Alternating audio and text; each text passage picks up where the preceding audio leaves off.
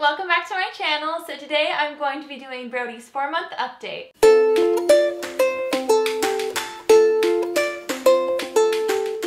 Okay, so a lot has changed in the past 2 months since I did his 2-month update. As you can see, I just rewatched that video. Brody's 2-month update, and he looks so different. He was such a little newborn, and now I feel like he's a grown man. Like, he loves to stand like this, and he's staring at himself in the mirror right now. He loves staring at himself in the mirror, and he has such a little personality. Oh my gosh, life is just so much different than it was when he was 2 months. So I'm excited to share all of his updates with you guys. We had his 4-month appointment, and he is 17 pounds and 24 inches long. So that puts him in the 80th percentile for his birthday for weight and the 40th percentile for length. So he is a big boy. This kid likes to eat. Oh, and yeah, so that's for his birthday. For his gestational age, he is just now supposed to be 3 months yesterday, and now he's like 4.5 months old. So like, yeah, I never really know like what to think.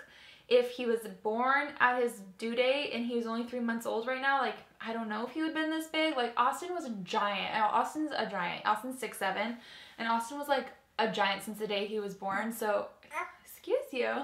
I don't know if he would have been this big if he was only 3 months old. Like, I wouldn't be surprised if he was, but there's just no way to know. And as far as like development, he's still somewhere in between his due date and his birthday.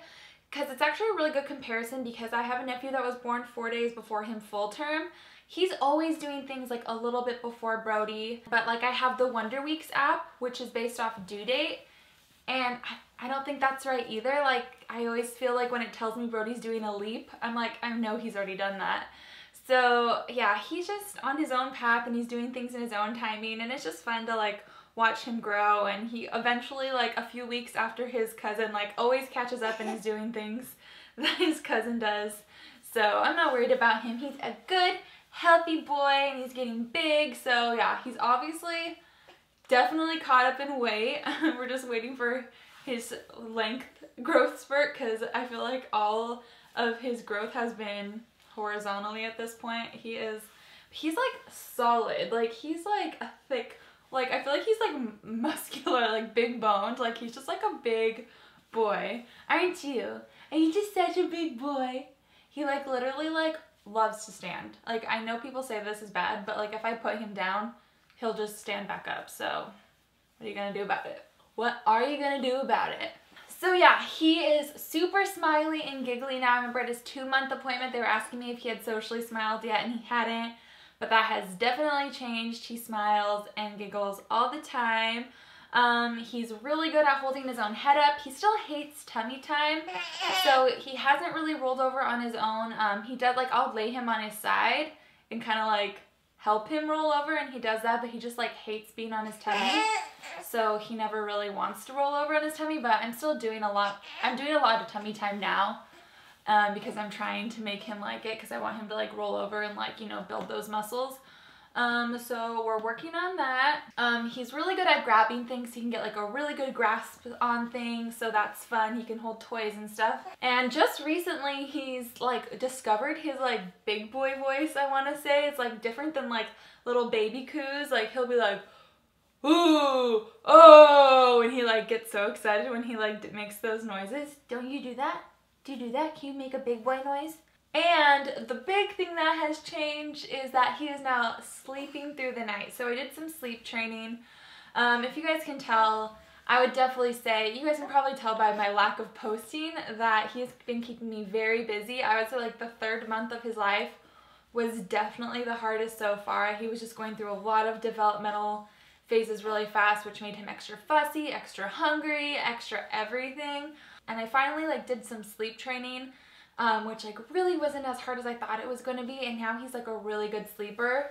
So he is like awake for an hour and a half at a time, and then he naps anywhere between an hour and 3 hours, and then he sleeps like 10 to 12 hours at night. It's amazing. So yeah, I'm really happy with where we're at right now, and I'm gonna go try to put him down for a nap so we can chat more, and I don't have this little guy distracting me, because he distracts me so much. Okay, so he is down for his nap. I got him on the baby monitor. A lot of you guys have been asking me about the sleep training that we did. And it's basically the sleep sense method.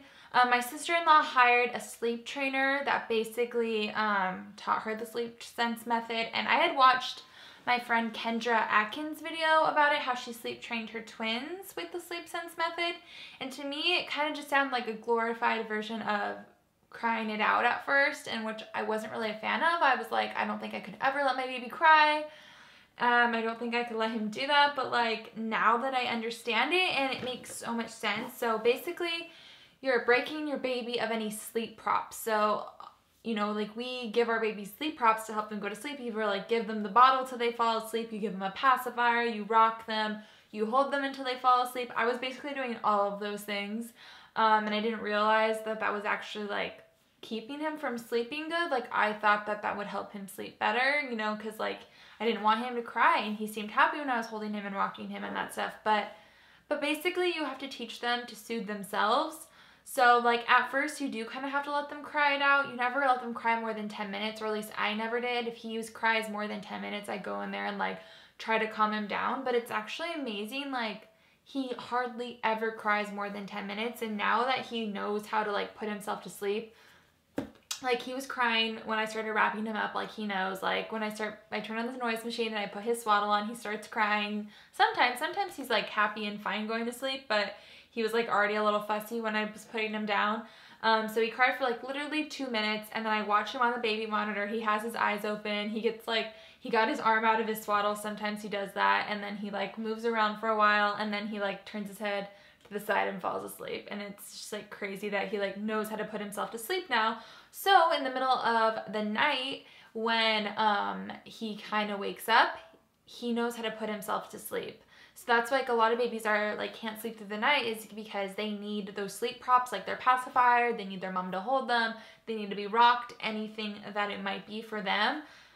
So basically you're just sleep training them and teaching them how to soothe themselves, and now he's such a good sleeper. And he's so much happier when he's awake too. Like I wish I had done this sooner, because you know, like I didn't realize that he needed to, like he was only taking like 30-minute naps before, during that like crazy period where he was like eating a ton. Like he would only sleep for like 30 minutes each time, and he was probably exhausted. And now that he like knows how to sleep good, he's sleeping really well. And I also moved him into his own room. He sleeps in his own room at night and for all of his naps, and I just have the baby monitor on him. And I put the DockATot in the crib, which I know is like against the DockATot rules, which I don't really understand why. I guess I'm just taking my own risk. I think it's fine. He can't really roll over or move that much yet, so I don't really think there's like any risk of him like flipping onto his stomach, because he's never flipped onto his stomach before by himself. So yeah, he's really like sleeping in the DockATot. That helps him a lot. And he likes being swaddled. He sleeps better when he's swaddled, even though sometimes he'll fight it. And like I said, he got his arm out right now, but he's sleeping fine. I just kind of watch him, and if I feel like his arm's keeping him up, I'll go in there and re-swaddle him, but he's fine right now. Oh yeah, I am still exclusively pumping. I know in my last update I was talking about how like I was exclusively pumping, but I was still trying breastfeeding and wanting to breastfeed. And I just decided to stop trying to feed him. I still say I'm breastfeeding because he's eating everything that comes from my breasts. So he's never eaten anything else except avocado. I've given him avocado once. That was just like for fun though. I didn't give him a lot. But he's never had anything other than my breast milk. So I say I'm still breastfeeding, and like I'm still like full-time job pumping. So yeah, I definitely feel like I am breastfeeding. I don't know why more people don't talk about exclusively pumping as an option, because I feel like breastfeeding is just as much of a commitment and as much of a time inconvenience. So like if your baby can't latch, or in my case, like my baby just didn't like how slow the milk came out of my actual boob. Like he wants to drink it way faster, so he likes the bottle better because he can drink it way faster and he can drink a lot more faster. And honestly, like I was getting depressed when I was trying breastfeeding, because he was getting frustrated and like he would like push my boob away and like just like act like he hated me. That's how I felt, and like I felt like a sense of like rejection. I felt like I wasn't doing my job as a mom, like being able to breastfeed my baby. But as soon as I just like was like, okay, pumping is what's gonna work for us, I like felt so proud that I was able to feed my baby, and he was so happy and I was so happy. So I wish more people talked about exclusively pumping, but now that he's sleeping through the night, my supply is going down, and I have just like calmed down. Like I felt like I was kind of like getting stressed out about like pumping every 2 to 3 hours, and I'm way more relaxed about it now. I kind of just do it like 4 times a day whenever I think about it. Like whenever my boobs start hurting, or if I'm like, oh, like we're running out of milk in the fridge, like I need to go pump, you know? I'm totally fine with starting to introduce some formula. I still have a freezer full of milk, so I think I could definitely get him to 6 months on exclusively breast milk, and then I'm gonna still pump after 6 months, but like he's gonna be eating more than I'm supplying at this point. So like if I have to give him a bottle of 2 or formula a day, like I'm fine with that. So I'm gonna start ordering some formula to introduce to him to see like what he likes, and hopefully I find one that he likes. I'm gonna start with soy, and then if he doesn't like any of those, I'm gonna try the Neocate or Neonate. That's what Mrs. Vegan uses with her baby. So I might try that one. That's a non-soy one, but hopefully soy works out for us because it's a lot cheaper. And Austin was on soy formula when he was a baby just because that's like settled well with him. So I'm crossing my fingers that genetics will help me out with that one. But yeah, I'm completely happy with what we've been doing, and I think like, no matter what ends up working out for you and the way you're feeding your baby, like you should do it with pride and make sure that people don't bring you down, because I found that there's actually like a lot of breastfeeding bullies out there on the internet, so watch out for them. He is wearing size 3 diapers. We've mostly been using the 7th generation or the Honest Company diapers, but I just decided to try Parasol, which is a delivery service one. So I ordered size 4 diapers, and I'm going to use up on my size 3 and then try those. And a lot of you guys recommended those because they're supposed to be like really soft, and they have really cute patterns, which I'm really excited about. So I'm gonna try those, and I'll let you guys know how they are. They give you like a link, not that I'm like sponsored by them or anything, it's just kind of like an Uber link or something. So I'll link that in the description box down below if you guys want to check it out. I don't really know how they are yet because I haven't tried them yet, but I'll let you guys know in my next update. I think I answered most of your guys' questions, but someone else also asked me how overwhelming is parenting and what has been the biggest challenge. And for me, the biggest challenge has been like not knowing what they need in the moment. Like if they're crying and you don't know why, that's the hardest part for me. So that's why month 3 was really hard for me, because he was crying a lot. Now he doesn't cry as often, and like honestly, like since we started sleep training, like he's just like a different baby. He's like so much happier, and he doesn't cry as often. Like if he cries, like I know he's hungry or he's tired, or sometimes he's just being annoying. But like it is pretty overwhelming. It's like a full-time job. Like I hardly have time to post YouTube videos, but like I'm so glad that this is my job and that I have had the ability to like kind of step back, and that, you know, me and Austin are financially like able to do that. Like if I stop filming videos for a couple months, like we have enough, like, you know, I'm very blessed that we have that opportunity, that I can spend the time with him that he needs. And I'm like a really hands-on mom. Like I really like to spend every moment that he's awake, I like to be like interacting with him and doing something with him that I feel like is like beneficial to him. I don't want to ever just like want to sit him with like and kind of just like ignore him. Even, I mean, you can't help it sometimes. Every once in a while you have to just be like, here's a toy. But I try to like be interactive with him every time he's awake. So I'm so fortunate that I have that opportunity, because I really love doing that. And yeah, like honestly, being his mom is just the best thing that has ever happened to me. I've never felt more fulfilled in my life, even though I feel so overwhelmed sometimes. Like I can't even like, I'm scared to like leave the house and go to the grocery store with him, but at the same time, like I'm so happy because oh my gosh, now that he smiles and stuff too, it literally just like lights up my life.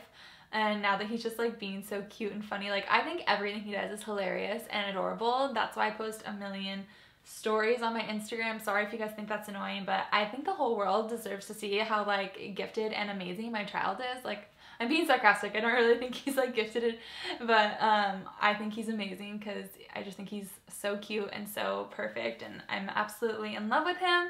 Yeah, that is where I'm at right now. That's his 4-month update. I'm sure so much will change again. As soon as I feel like I'm in a rhythm with things, there's like a 360 change, like right around the corner. So I'm sure in my next update, I'm gonna try to do one at 6 months.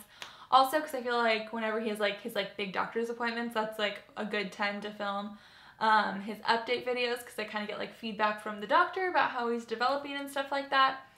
So yeah, I hope you guys enjoyed this video. Thank you so much for watching and coming along this journey of motherhood with me. I love you guys, and let me know in the comments down below what videos you want to see, because now that he's napping more, I'm gonna try to get back in the rhythm of YouTube.